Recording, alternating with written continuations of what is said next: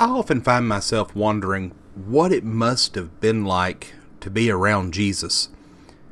Seeing him heal people that were sick, watching him calm a ferocious storm, seeing the other miracles that he performed. Jesus must have appeared to be some type of superhero to those in his day.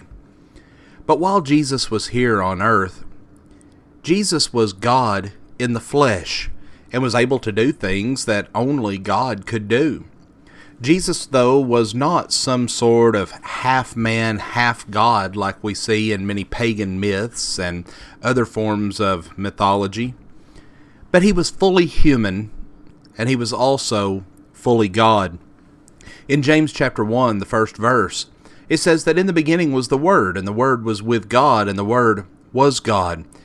And then a little later in that chapter it says, and the Word, which is referring to Christ, and the Word became flesh and dwelt among us. In Luke chapter 8, verses 40 through 56, we see Jesus pictured as both God and man, as he encounters some very human situations that involved fear and anxiety, sickness and death. But also in this account, he shows his miraculous power as he returns a little girl back from the dead and also heals a sick woman. As this scene opens, Jesus is in a large crowd of people, and a man by the name of Jairus, a ruler of the synagogue and a prominent citizen of that city, pushes his way through the crowd to Jesus and begs for Jesus to go with him to his home and heal his daughter who was sick and very near to death. Friends, this was not as simple as it seems. Jesus was not popular with the religious leaders, and associating with Jesus may have made things very difficult for Jairus, especially in the position that he held in the synagogue. But all that mattered to this man was his daughter's life.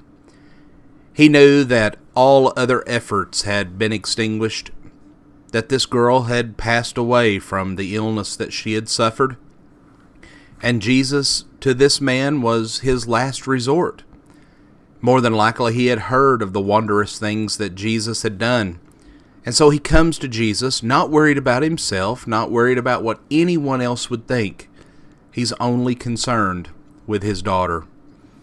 Well, as they began to travel toward Jairus' home, Jesus stopped and asked the question, "Who touched me?"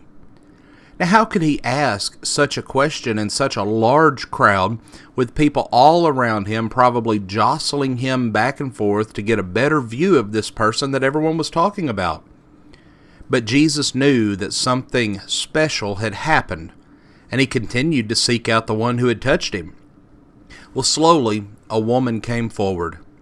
Frail, chronically ill, socially unpopular due to her illness that made her ceremonially unclean, she admitted that she had touched Jesus and had been instantly healed.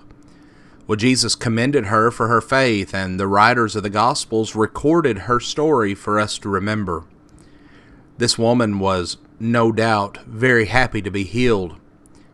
But what was Jairus doing while all of this was going on? Well, I'm sure that he was probably beside himself with worry for his daughter, maybe even tugging at Jesus, trying to lead him closer to his house and away from this woman. Well, when they finally arrived at Jairus' house, they were confronted not with sickness, but with death. The death of a child is very sad. It is an unnatural pain to the parents of that child. And we can easily imagine how distraught these parents must have been. They must have been wondering at Jesus' words when he said, "She's not dead, but only asleep." Some people have contended that she was only unconscious or in a comatose state.